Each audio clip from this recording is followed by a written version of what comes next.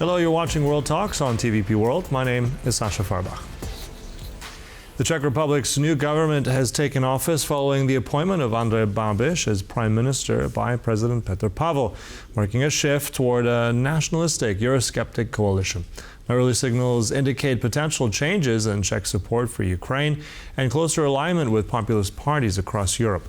Now, to discuss the implications, we're joined by Jan Čulík, senior lecturer at the University of Glasgow. Good to have you back on TVP World. Good morning. Oh, good morning. So let's start with the main headlines. It's now a done deal. Andrej Babiš is back as Prime Minister. So what are we, if anything, what are these signals going to tell us? I mean, is this now the end of the pro-EU, pro-Ukrainian, let's say, power that was there before? Is this something different? What are we going to get out of this Andrej Babiš 2.0? Well, until now, I was kind of hesitant about what Babiš was going to do, because he was very careful before he was appointed not to do anything that would actually produce wide-scale demonstrations in the Czech Republic. But I would have to say now that after the appointment, I think you're probably right that he is quite unashamedly going to sort of join the Central European populists. I mean, it was interesting. He went to Brussels a couple of days ago, gave Mrs. von der Leyen a bunch of flowers. One Czech commentator ironically said, "Isn't this treason that he gave her flowers?" But as we know, when he went to Brussels, he basically said that the Czech Republic under his leadership was absolutely unwilling to give any money to Ukraine. And also, he is now trying to block the use of the Russian financial assets in the West for Ukraine. So this is problematic. And of course, his government is going to be, the ministers will only be appointed today.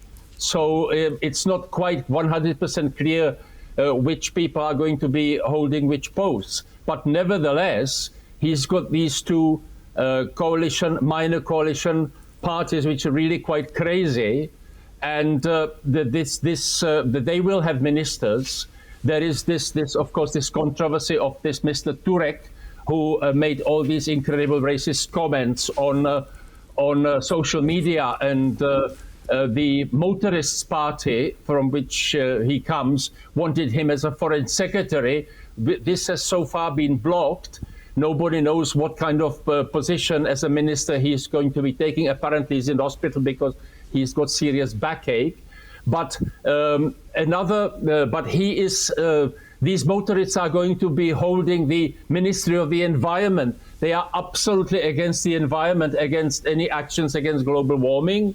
So now Babiš is turning out to be against Brussels. He's against actions against global warming, and he's against Ukraine. So it is problematic, and it looks as though the Czech Republic is succumbing to the populist Central European disease. Mm-hmm. Okay. But at the same time, I mean, we've heard and we've discussed this, I think, with you and others before, that Babiš is supposed to be a kind of a pragmatist. And I think it's shown that first trip he took was to Brussels. Now, if he gave Ursula von der Leyen flowers or not, we can interpret that anyway. But anyway, let's just hear what he tweeted on his social media after his trip to Brussels. Let's just roll that now so we can get a bit more context. On Monday, December 15th, a new government will be appointed, and I will become Prime Minister in full. Until then, intense preparations are underway for taking office. During my working trip to Brussels, I lobbied for the Czech Republic to regain access to favorable loans under the SAFE program. Fiala's government only secured €2 billion, while Poland obtained €43 billion and Hungary more than €16 billion. I also agreed with the Belgian Prime Minister that the European Commission must find alternative ways to finance Ukraine. Our treasury is empty, and every crown we have is needed for our citizens. All right, so there we have it. In one sense, what I find interesting there is that he mentioned the SAFE program. I mean, that's very much connected to a lot of defensive capabilities. And at the same time, later on, he said, our coffers are empty.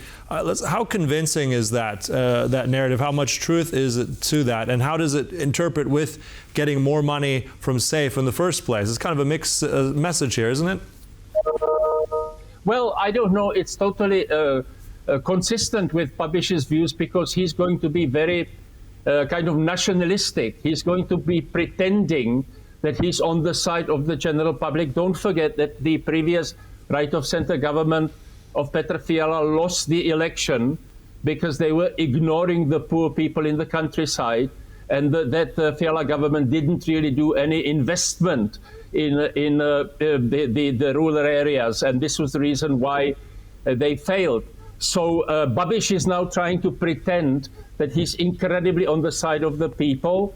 In the government, in the program that they published, they are going to give money to everyone, and absolutely, it's absolutely not clear. You know, they're going to be, I don't know, increasing the pensions of old age pensioners and whatever, and reduce the price of electricity. There is, of course, a problem in the Czech Republic because they haven't been investing in renewable sources, which are now much cheaper than other sources, and they have been investing in these nuclear power stations, which are expensive. Anyway, Babiš is going to solve all this, and obviously he's going to, I don't know whether his priority, since at the same time he's saying we have no money and we won't be able to give any money to Ukraine, thank you very much. We have to concentrate on our local Czech people. And also, I have to say, I've been following him on Instagram, on various social media.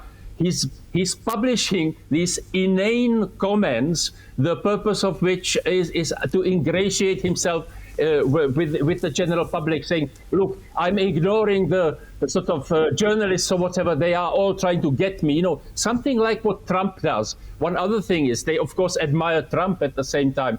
So the situation is really quite problematic, I would say. Mm-hmm. So how do you see this play out? I mean, there's obviously this very direct statement that he wants other ways to finance Ukraine. We have this European Council coming, all the European Union leaders coming together this week.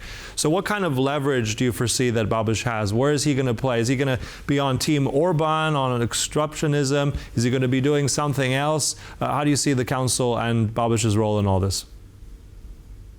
It is very unclear at the moment because, as you rightly pointed out, we used to sort of talk about Babiš's pragmatism, and obviously if he wants to have money from Brussels, he's not going to be totally pro-Russian. On the other hand, he does have these coalition partners who are pro-Russian.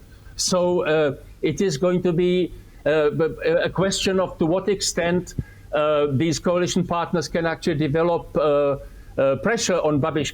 In one of the videos yesterday, it's interesting, he was talking to one of his ministers, and he accused him at the beginning, saying, you are trying to counter my views. You know, I'm the boss, and what I say is actually goes. So it is quite interesting that he actually is showing to the general public that it is him who's going to be making the decisions. So it's interesting whether he'll apply this when talking to the coalition partners who may want various crazy things. But I have to say that the main problem is that the people that he's appointing to the ministries are not particularly competent.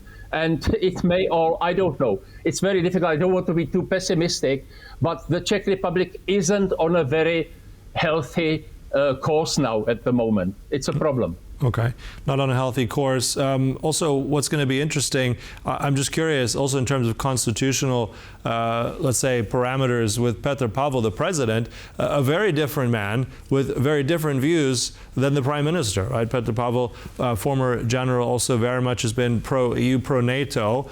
How, if any way, is that a counterweight? Can he be a counterbalance to Babiš's government in any way? Does he carry any weight significantly, or is this now just a figurehead? Well, it's quite interesting. I think although Babiš has won the election, we have to point out that he only got 80 seats, so he didn't even get a majority. So on the one hand, there is obviously a large number of people in the Czech Republic supporting him. But on the other hand, there's also a large number of people who are against Babiš. And these people support Petr Pavel. And now Petr Pavel is a little bit like in Britain, King Charles. His role is primarily ceremonial. On the other hand, he does seem to have this right to block appointment of ministers. And he still has this problem with this crazy man, fascist, if I may say so, Filip Turek, and he has so far kind of been blocking his appointment. Of course, this thing with this controversial figure for a minister, this Filip Turek, hasn't come to a head because, as I said, Turek is in hospital, and the people from the crazy motorist party are saying, look, when he gets out of hospital, he should go to the president and maybe they could discuss it. It's interesting that they know that the president has certain powers, but on the other hand, there are also these extremists on the Czech social media saying, look, there's been an election, president, and you have to respect that Babiš has the right to do what they want. So it is kind of indecisive, but the president does have a certain power to at least delay the appointment of the most controversial ministers. All right, so we know that Mr. Babiš is back as Prime Minister. With the rest of those figures on his cabinet, we'll have to wait for the rest of the day, but it does sound like it could still be very, very complex and problematic. Look, thanks for all that. Really appreciate all those insights. Jan Čulík there. Appreciate it. Thank you. Bye-bye. And thank you for watching. That concludes World Talks, but stay right here on TVP World for news and commentary. Goodbye.